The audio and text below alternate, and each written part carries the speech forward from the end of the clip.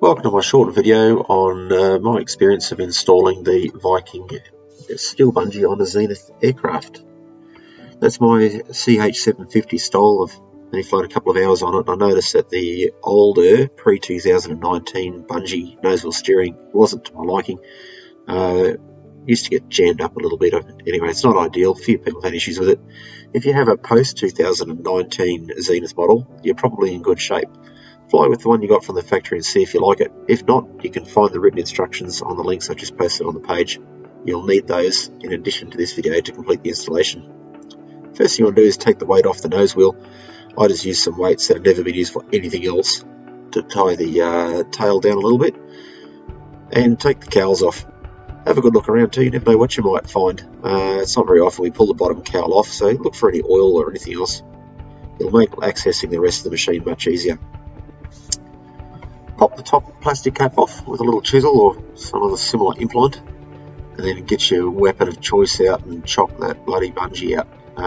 You won't miss it, you won't need it again, and you will absolutely be able to complete this install in a single sitting, so don't fear. Grab yourself your 1 3/4 inch hole saw and pack it nice and tight as per yarn's instructions, and jam it up the clacker of the top bracket. That's used just to centre it in the top tube so we can mark out our holes to drill out for the steel side brackets. You don't want to drop that hole saw though. I don't know how you get it back, it'll be a bugger.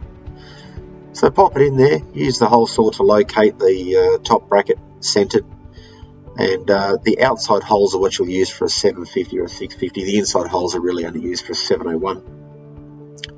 Mark your holes, make sure you mark the correct ones, outside holes for the 750s, and then drill them out with a 9mm piece as suggested on the instructions. This is an important note. Every now and then I thought the tolerances are a bit tight, then I realised that I'd compressed the nose wheel a little, so keep that in mind. You don't need to really force much in this install. Take out one of the split pins, remove the horizontal little tube there, and get rid of all of that paint. It's pretty tight tolerance for the straps to go through. Drill the 2 holes in as described by yarn in the instructions, and this is the final look. Now, getting these brackets in, if they fit in really easy, you've probably got them in the wrong way. I put them in, I thought, oh, that went well. And then when I went to put the top bracket on, they didn't line up. So just feed in the first 15mm or so of the thread and then give it a good twist. You might have to persuade it a bit, but they will pop in. Importantly, the top arms are parallel.